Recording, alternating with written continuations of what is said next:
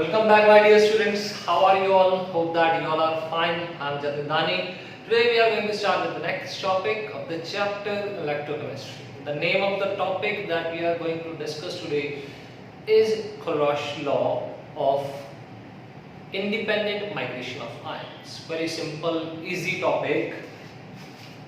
Coulomb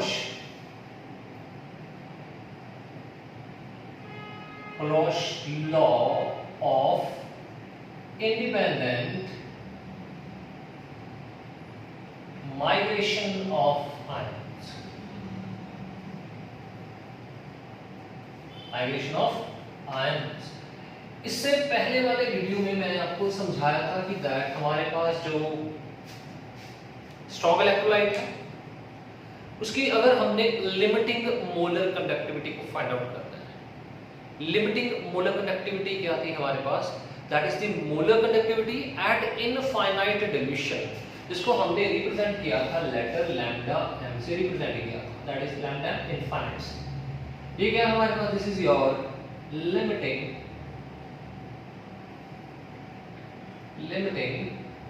molar conductivity. ठीक है, ये लिमिटिंग मोलर कंडक्टिविटी है हमारे पास और इसको हम बोलते थे दैट इज मोलर कंडक्टिविटी। और क्या बोलते हैं? Molar conductivity at infinite dilution. Infinite dilution भी मैंने आपको बताया था कि जब हमारी concentration near approaches to zero, that is called infinite dilution, which is not possible. We have suppose from our side that it can reaches to zero, the concentration reaches to zero, which is not possible for the strong electrolyte. हमने ये इससे पहले वाले video में अच्छे से पढ़ा था और यहाँ पे हमने एक इक्वेशन भी की थी that is called Debye Huckel Onsager equation. तो वो तो इक्वेशन थी that is for the strong electrolyte और जो वीक इलेक्ट्रोलाइट थे उसका जो ग्राफ था that is not a straight line. तो उसकी अगर हमने लिमिटिंग मोलर कंडक्टिविटी को फाइंड आउट करना है, हमने मोलर कंडक्टिविटी है जो इनफाइनाइट डिल्यूशन की, that is for weak electrolyte के लिए फाइंड करनी है। तो यहां पे हम क्या करेंगे? कौन सा लॉ अप्लाई करेंगे? That is your Kohlrausch law. Very easy law, simple law. Let us suppose हमारे पास यहां पे एक इलेक्ट्रोलाइट है। ठीक है, इलेक्ट्रोलाइट है। इलेक्ट्रोलाइट इज योर AB, जिसमें A जो है वो क्या है हमारे पास? कैटायन है हमारे पास, और जो B है क्या है हमारे पास? एनायन। तो यहां पे देखो, और ये जो AB है this is weak electrolyte. This what? Weak electrolyte है हमारे पास। तो भी क्या करेंगे? इसकी लिमिटिंग मोलर कंडक्टिविटी को फाइंड आउट करेंगे। That can be calculated lambda n infinity for AB will be equal to lambda complete. ठीक है, ये मोलर कंडक्टिविटी के लिए रिप्रेजेंटेशन है। That is lambda for the ions. Ions के लिए होगा। ये कौन सा आयन था? कैटायन के लिए। A पॉजिटिव प्लस क्या आ जाएगा हमारे पास? Lambda B negative. And this is your simple Kohlrausch law. यही आपका कोलॉश लॉ है कि जो मोलर कंडक्टिविटी है वो किसके इक्वल हो जाएगी? The sum of the all ions present in your electrolyte. ठीक है, अब यहां पे देखो, लेट अस सपोज हमारे पास अगर यही इलेक्ट्रोलाइट इस फॉर्म में हो AXBY, then what you will do? आप क्या करोगे यहां पे? Then molar conductivity of AX, molar conductivity at limiting at infinite dilution will be equal to of AXBY की क्या किसके इक्वल हो जाएगी? ध्यान से देखना, यहां पे X है। ठीक है, तो यहां पे आ जाएगा X into, यहाँ पे क्या आ जाएगा हमारे पास? That is your A positive plus यहाँ पे आ जाएगा Y into लैम्डा क्या आ जाएगा? B नेगेटिव हो जाएगा। Very easy. जितने हमारे पास उसके दैट इज आयंस प्रेजेंट थे वो क्या हो जाएंगे? इसके मल्टीप्लाई कर जाएंगे। ठीक है, अगर एनसीईआरटी में देखोगे तो इसको कैसे रिप्रेजेंट कर रखा है एनसीईआरटी में?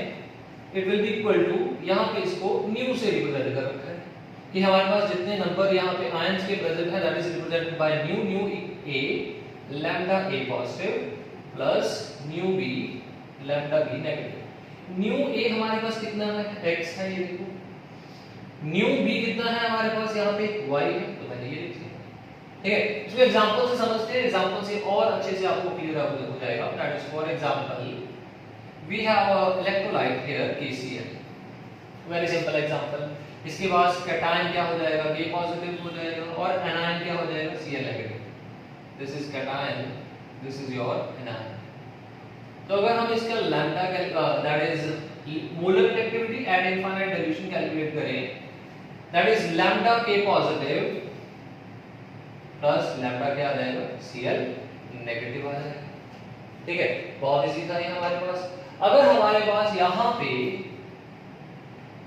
Al2SO4 थ्राइस, इसके लिए अगर इसकी molar conductivity at infinite dilution को फाइंड आउट करें, that is lambda m of Al2SO4 thrice. तो मैंने आपको अभी बताया जितने आपके नंबर ऑफ आयंस हैं वो आगे मल्टीप्लाई में आ जाएंगे, तो क्या बन जाएगा हमारे पास लैम्डा ऑफ एल्युमिनियम कितने यहाँ पे 2 आगे आ जाएगा इसका, ठीक है, प्लस लैम्डा ऑफ सल्फेट कितने यहाँ पे 3 आगे आ जाएगा। तो ये हमारे पास यहाँ पे क्या आ जाएगा, कोल्डरॉच लॉ अप्लाई हो जाएगा to calculate the molar conductivity of aluminium sulphate. So this is your simple Kohlrausch law that is used to find the molar conductivity at infinite dilution for weak electrolyte as well as for the strong electrolyte। आप इससे strong electrolyte के molar conductivity at infinite dilution को calculate कर सकते हो और weak electrolyte के लिए भी कैलकुलेट कर सकते हो। जैसे हमारे पास डी बाय हर्टल theory that is only applicable for the strong electrolyte, but ये जो है हमारे पास that is for both electrolytes, because हमें पता है जो वीक इलेक्ट्रोलाइट का ग्राफ था that is not a straight line. तो यहां पे हमारे पास ये जो कोल्डरॉच लॉ होगा that can apply on weak as well as your strong electrolyte. तो जल्दी से इसको नोट कर लीजिए, इसके बाद कुछ न्यूमेरिकल्स हैं related to the formula, we can go for that numericals. पहले इसको नोट कर लीजिए।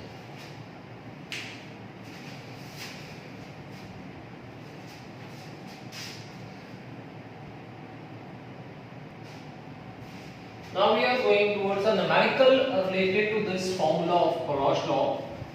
Just see the numericals.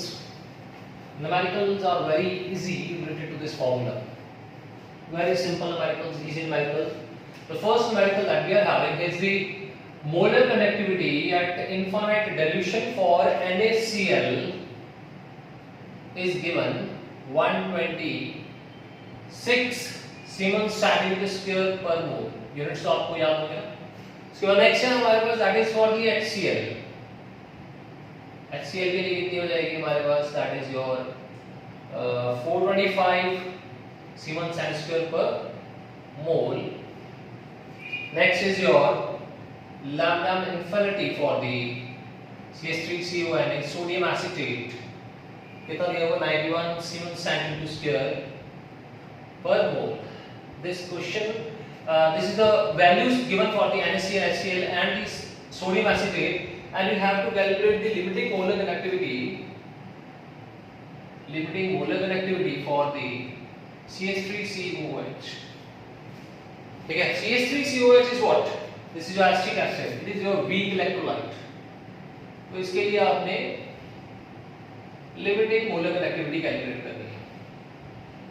weak electrolyte, ये क्वेश्चन जो है that came in a paper of CBSE 2007 में आया हुआ क्वेश्चन है ये हमारे पास, and this is your NCERT question, very easy question. तो आपको यहाँ पे कोल्डरॉच लॉ अप्लाई करना है। कोल्डरॉच लॉ अप्लाई करने के बाद आपका जो है आंसर इजीली आ जाएगा। तो सबसे पहले देखो यहाँ पे लैम्डा दे रखा है, किस चीज का लैम्डा दे रखा है, दैट इज फॉर NaCl का दे रखा है। तो इसको ऐसे लिख सकते हैं हम, कोल्डरॉच लॉ अप्लाई करने के बाद Na पॉजिटिव बस क्या आ जाएगा लैम्डा और दी Cl नेगेटिव, कितनी वैल्यू 126। सिमिलरली हमारे पास है HCl के लिए, that is for the HCl के लिए कितना आ जाएगा lambda H positive plus lambda Cl negative, कितना आ जाएगा हमारे पास 425।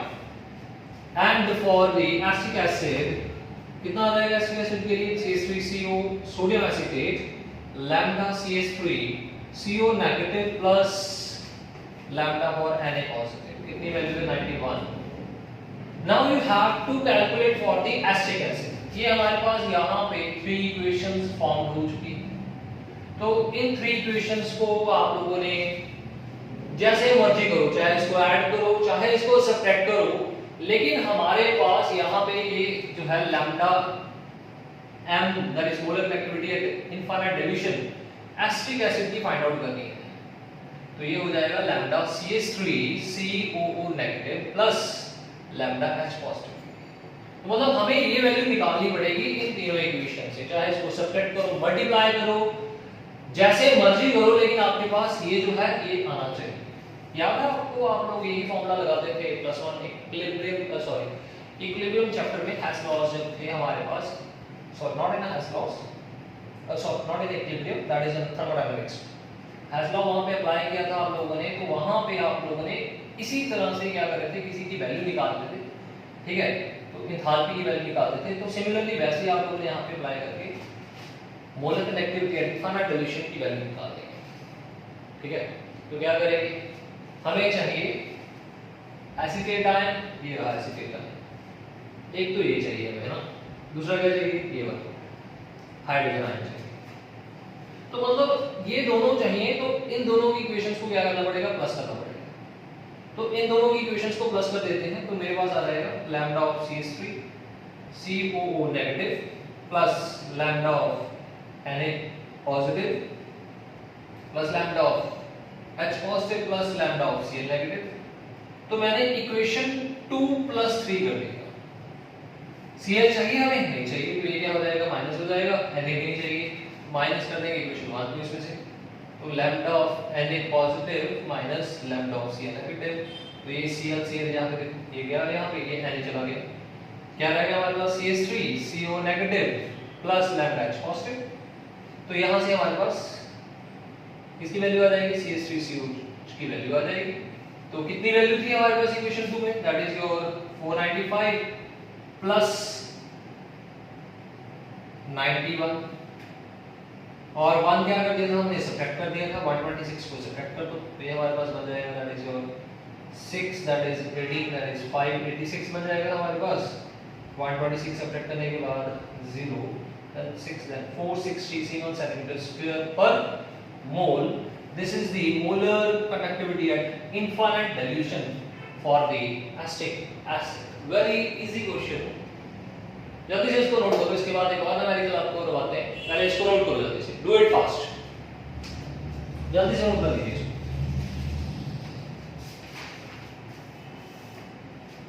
करिए नोट, कर देना। Now come to the next numerical.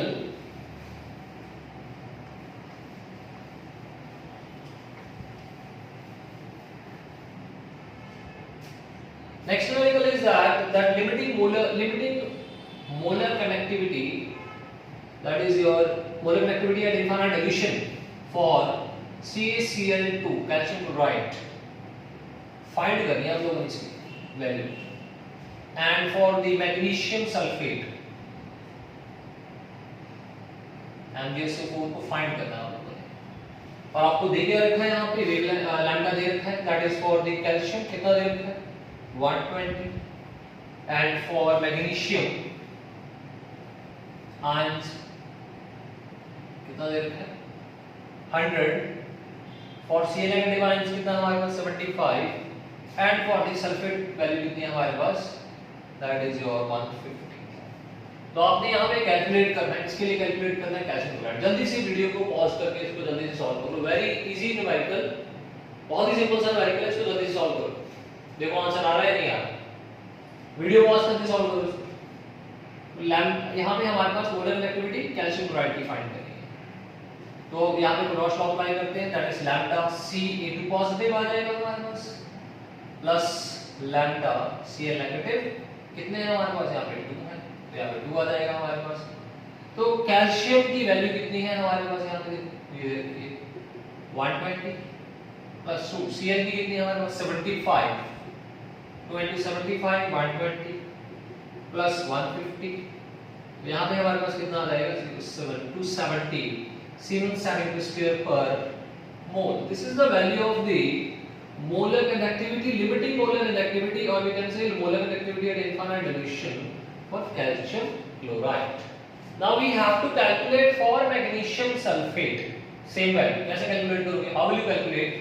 By the same formula, Roche law, lambda for magnesium 2 positive. यहाँ पे हम MgSO को लिख लेते हैं, ठीक है? तो इसको स्प्लिट करेंगे तो हमारे पास यहाँ पे बन जाएगा SO4 2 नेगेटिव, ये बन गया, ठीक है? अब जो है हमारे पास यहाँ पे लैम्डा, दैट इज मैग्नीशियम के लिए गिवन है कितना? 100, वैल्यू गिवन 100 प्लस सल्फेट के लिए कितना हो जाएगा? 150, तो कितना आंसर आ जाएगा? जस्ट प्लस कर दो इनको, 250 C1 centimeter square per mole. This is the molar conductivity at infinite dilution for magnesium sulfate. Very easy numerical, तो जल्दी से नोट करो बेटा. After that one more numerical is there for you people. पहले इसको जल्दी से नोट करो. Clear out? कर देना इसको. Come to the next numerical.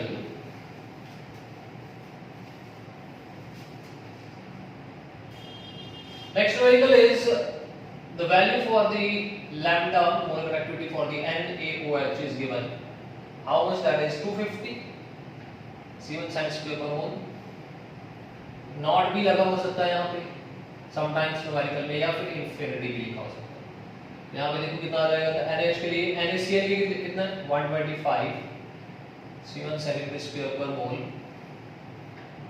And for next is your barium chloride. कितनी वैल्यू दे रखी है? 280 C1 centimeter square per mole. So you have to calculate the same value for the barium hydroxide. तो ये value आपने barium hydroxide के लिए calculate करनी, ठीक है?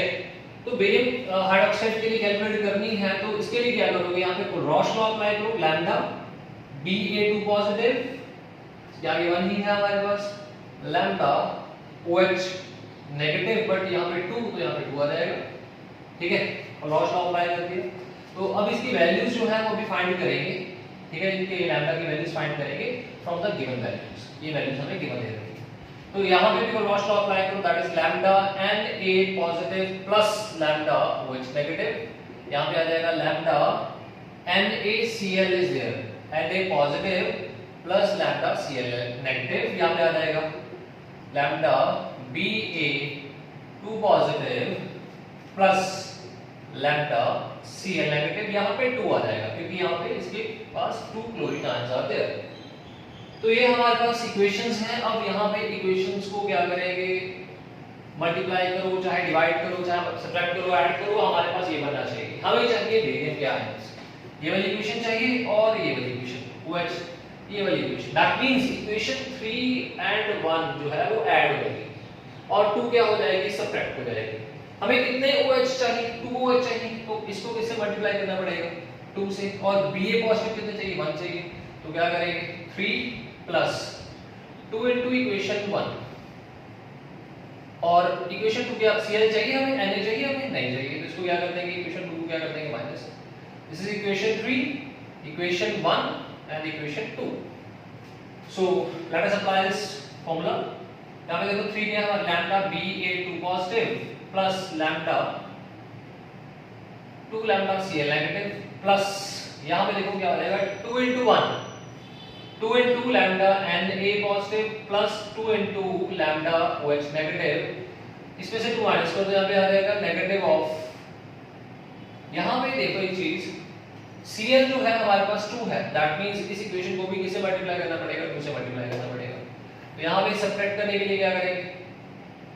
2 lambda Na positive 2 lambda Cl negative. तो यहाँ पे देखो जो कैंसिल हो रहे हैं, कर दो कैंसिल, ये कैंसिल हो गया यहाँ Cl से, Na कैंसिल हो गया, हमारे पास क्या बच गया? ये बच गया lambda Ba2 positive plus 2 lambda OH negative. तो हमें यही चाहिए था, ये बन गया हमारे पास. कैसे बना? इक्वेशन 3, इक्वेशन 3 की वैल्यू कितनी है हमारे पास? 280. इक्वेशन 3 की वैल्यू आ जाएगी देखिए प्लस 2 into इसकी वैल्यू कितनी है हमारे पास? मोलर कंडक्टिविटी की 250, बट यहाँ पे 2 से मल्टीप्लाई करना पड़ेगा इसको. 250 को मल्टीप्लाई कर दिया, नेगेटिव 2 into यहाँ पे भी 2 से मल्टीप्लाई कर दिया 125 को मल्टीप्लाई कर दिया 2 से, तो वैल्यू आ गई 280 प्लस 500 सब्ट्रैक्ट कर दो, ये बन गया 250। तो ये आ जाएगा हमारे पास लगभग आ जाएगा 280 प्लस 250 035, ये बन गया हमारे पास 530 सीमन सेंटीमीटर स्क्वायर पर मोल। ये किसकी वैल्यू आ गई हमारे पास? This is the limiting molar conductivity for the barium hydroxide. So this is your Paresh law, and this Paresh law is applicable for the strong electrolyte as well as for the weak electrolyte to calculate the molar conductivity at infinite dilution, or we can say for the molar conductivity at limiting molar conductivity of the weak electrolyte. Hope that the numericals I have told you today is clear to each and every student. Thank you.